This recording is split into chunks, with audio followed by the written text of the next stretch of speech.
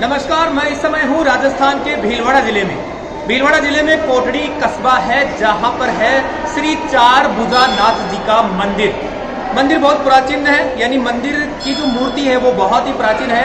तकरीबन 400-500 साल पहले ऐसी मान्यता है। यहाँ के मुख्य पुजारी जी से हमने पूछा तो उन्होंने बताया कि किसी खेत के अंदर ये मूर्ति मिली थी तत्कालीन ठाकुर साहब को, और ठाकुर साहब ने ये मूर्ति यहाँ ला करके गढ़ में स्थापित की थी। इसीलिए इनको गढ़ माईलाल ठाकुर साहब भी कहते हैं, ठाकुर जी भी कहते हैं, और इनको कोटड़ी श्याम जी के नाम से भी जाना जाता है।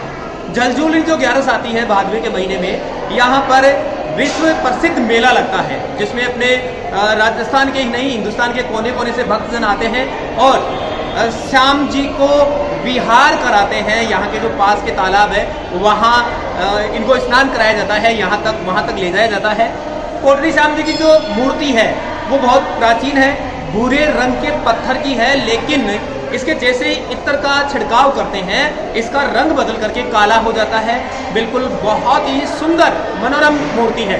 और ऐसा कहा जाता है कि ये खंडित है, एक हाथ जो है भुजा है, इनकी खंडित भुजा है।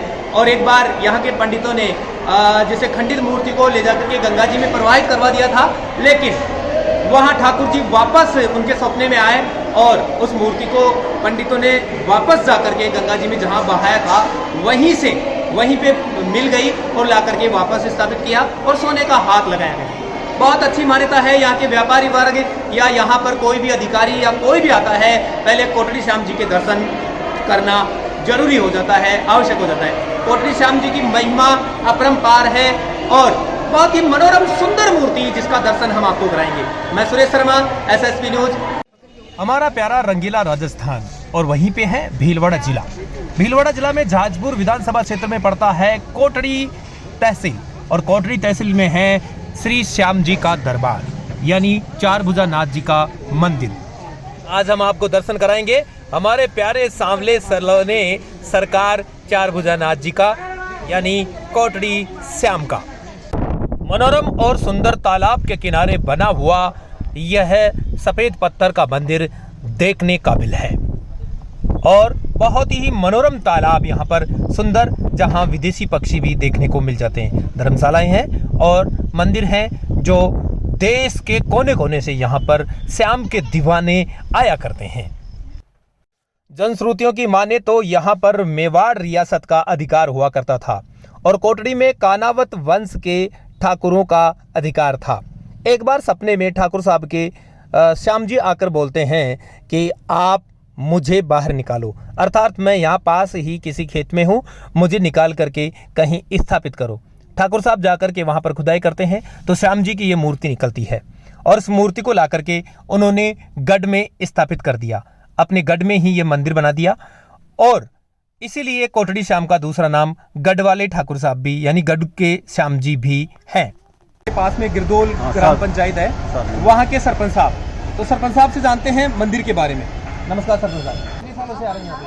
मैं तो लगभग 30 सालों से 40 सालों से आई हूँ। 30 साल से बराबर आ रहा हूँ, अभी तो 10 साल से बराबर हमेशा था। अच्छा, मतलब आप सरपंच साहब बने हैं तो क्या पहले आपने कभी मांगा था यहाँ आकर कि मैं सरपंच मांगा तो बन गया मैं। अच्छा। जो मांगा जो बना, सीआर बना, सरपंच बना। अच्छा। जो भी इच्छा, धन मांगा तो धन भी दिया। अच्छा, तो आप ये इसमें ठाकुर जी महाराज का बड़े कृपा मानते हैं? बिल्कुल कृपा है, बड़ी कृपा। जो मुख्यमंत्री तक जार कोई चीज न मिली वह भी इटे मिली यार। जो काम फंस गया कि ये तो वह भी इसने दिया। अच्छा। भारत देश वैसे चमत्कारों का देश है और आपको कण कण में यहाँ पे देवी देवता मिल जाएंगे। अभी इस समय हम भीलवाड़ा जिले के कोटड़ी कस्बे में हैं, जहाँ पर है श्री चार भुजा नाथ जी का मंदिर। आइए अब हम आपको कोटड़ी श्याम के मंदिर के भीतरी भाग के दर्शन कराते हैं। मंदिर में ही स्थित है बालाजी की सुंदर प्रतिमा। जब हम मंदिर में पहुंचे उस समय ठाकुर जी के सुबह के भोजन का समय था। अब हम आपको ठाकुर जी के सुबह के भोजन के समय वहां आगंतुक महिलाओं के द्वारा भजन और कीर्तन सुनाने वाले हैं, तो सुनिए कर्ण प्रिय भजन।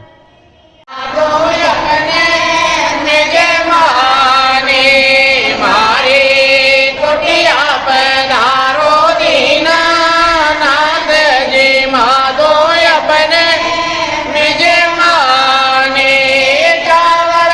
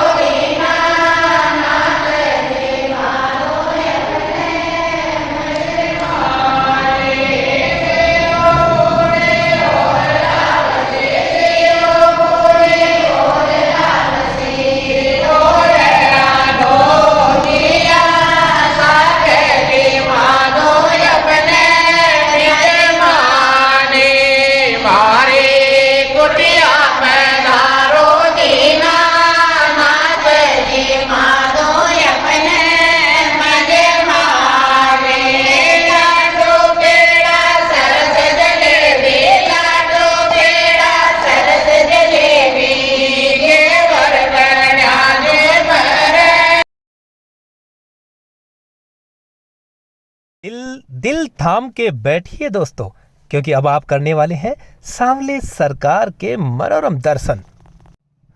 भक्तों की असीम श्रद्धा के कारण श्याम जी को चांदी एवं सोने के आभूषणों में सजाया जाता है। कितनी मनोरम, कितनी सुंदर प्रतिमा है श्याम प्रभु की। गौर से देखिए, आपको श्याम से स्नेह न हो जाए तो कहना। यूं तो हर किसी का श्याम बाबा के पास जाने का प्रवेश वर्जित है, किंतु हमने पंडित जी से निवेदन किया तो हमें धोती पहना करके अंदर श्याम जी की छवि लेने के लिए, आप लोगों के लिए छवि लेने के लिए उन्होंने हमें इजाज़त दी। धन्यवाद।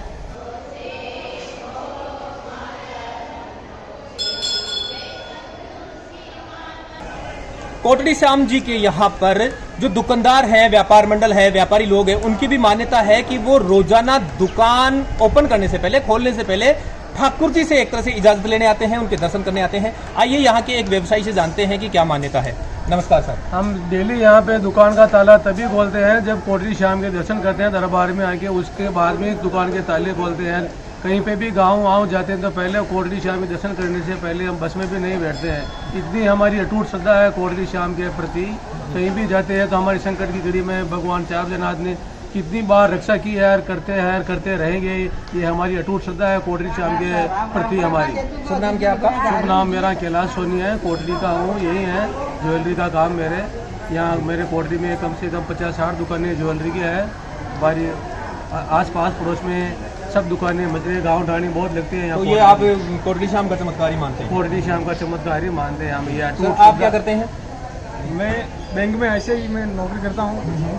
आप अपने जीवन के कोई अनुभव ठाकुर जी महाराज से कुछ मांगा हो और कोटड़ी श्याम जी ने? कोटड़ी श्याम से जो भी मांगा वो मुझे समय पर मिला है। और जब भी कोटड़ी आता है हम नौकरी से पहले यहाँ दर्शन करके ही नौकरी जाते हैं। कहाँ पर? यहाँ पे है आपकी ड्यूटी? मेरी ड्यूटी अकोला है, स्वयं प्रकाश अकोला बैंक ICICI के अंदर। अच्छा, आप क्या करते हैं सर? मेरे चंबल प्रोजेक्ट के अंदर ड्यूटी है, जॉब करता हूँ। और जो भी मैं ड्यूटी जाने से पहले कोटड़ी श्याम के यहाँ दर्शन करके फिर भी मैं काम पर निकलता हूँ। और जो भी मैं मेरी मन्नतें मांगता हूँ वह मेरे कोटड़ी श्याम जी पूरी करते हैं मेरी हमेशा। और अच्छी श्रद्धा है यहाँ पे। और जो भी बाहर से भी हमारे कई चंबल प्रोजेक्ट कहीं से यहाँ आते हैं, एक बार यहाँ से जुड़ जाते हैं ना तो फिर वो जुड़ जाते, समझ लो बाहर से भी हो तो फिर इनको चला के आना पड़ता है। ये हमारे यहाँ की खासियत है कोटड़ी श्याम की भी। एक बार यहाँ जुड़ गए ना तो परमानेंटली जुड़ गए। बहुत से हमारे देखे हुए अधिकारी जो यहाँ पे एक बार दर्शन करने आ गए तो वह यहाँ से ट्रांसफर हो गया, कुछ भी हो गया, फिर भी वहाँ आते रहते हैं। मनमोहक जो मूर्ति है ठाकुर जी महाराज की, वो बड़ी मनोरम है। मैं भी यहाँ पर जब भी आता हूँ तो भाव विभोर हो देता हूँ। इस बार मैंने सोचा आप लोगों को भी कोटड़ी श्याम जी के दर्शन कराएं। यह है चार भुजा नाथ मंदिर कोटड़ी, भीलवाड़ा। बहुत छप्पन भोग। अब देखिए झलझुलनी 11 का मनोरम दृश्य। यूं तो बाबा के दरबार में हर महीने की अमावस को एक मेला सा लगता है, किंतु भादवे महीने की एकादशी यानी झलझुलनी 11 को बाबा को विहार कराया जाता है और रात भर मेला चलता है। कहते हैं फिक्स समय में मूर्ति अपनी जगह खुद हिलने लग जाती है। उसी समय भक्तजन उसे पालकी में बिठाकर विहार के लिए ले जाते हैं। प्रसाद में बने हुए राजभोग से भला बाबा हमें कैसे वंचित कर सकते थे।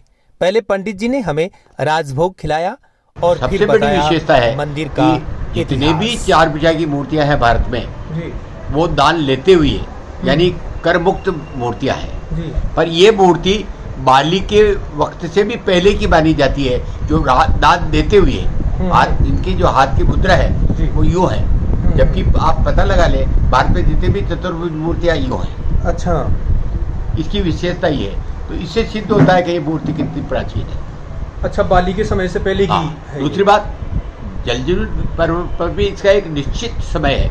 हम 2, 5, 10 सेकंड की भी का भी विलंब नहीं करते मूर्ति को उठाने करके मेवान में स्थापित करने में। और ये तो पूर्व में भी मेरे भक्तों ने कहा होगा कि यह एकमात्र मूर्ति ऐसी है भारत में जो निज मूर्ति मेवान में विराजित होकर के जल विहार के लिए संध्या तक मंदिर तालाब के सरोवर में वहाँ जाती है, घाट पे सभी अन्य मेवाड़ों के साथ सब मेवान नहा लेते हैं, तब ये जल जुलन होता है इनका।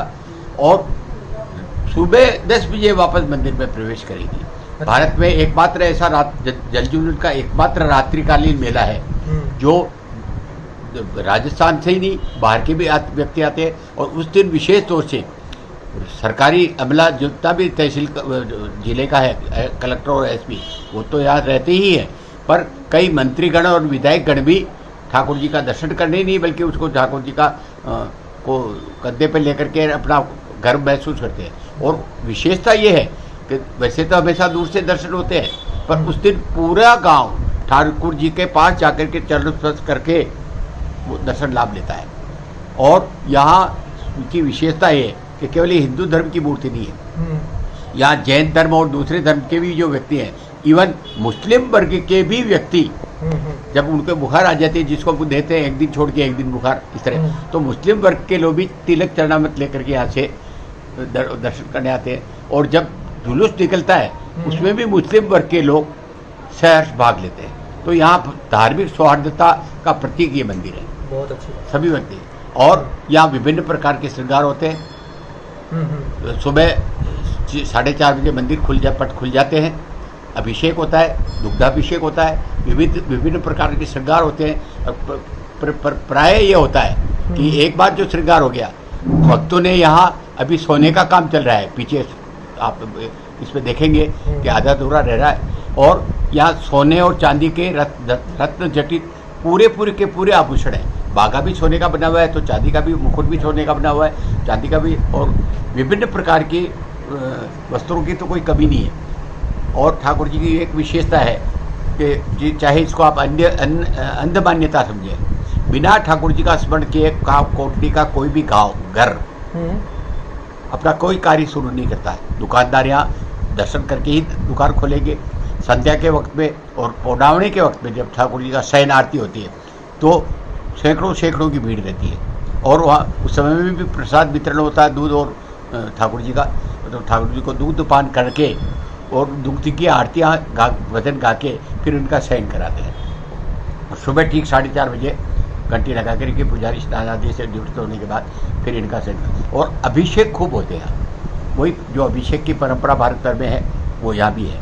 और ठाकुर जी की छोटी से छोटी भी मान्यता होती है तो ₹1.25 से लेकर के 1.25 मन की रसोई तक लोग यहाँ आकर के रसोई करते हैं। और आज की तारीख में तो कम से कम गोविंद देव जी के मंदिर परिसर में जितनी विस्तृतता है उतने विशाल क्षेत्र में मंदिर स्थापित हो गया है। और लगभग कितना क्षेत्र है ये? कितना क्षेत्र है ये आप बात ट्रस्ट से पूछ लेना, एक्यूरेट बता देंगे। धन्यवाद। ट्रस्ट, और यहाँ का एक ट्रस्ट है जो यहाँ की सार्वजनिक संभाल करता है। और बाहर के व्यक्ति खूब छप्पन भोग लगाने आते हैं अपनी मान्यताएं पूरी करने। खास तौर से विवाह होने के बाद तो विवाह पर हाथ वर वधू का आशीर्वाद लेकर के यहाँ धोख देने अवश्य आते हैं।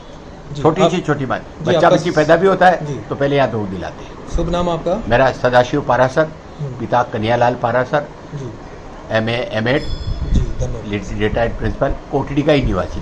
जी बहुत बहुत धन्यवाद। धन्यवाद।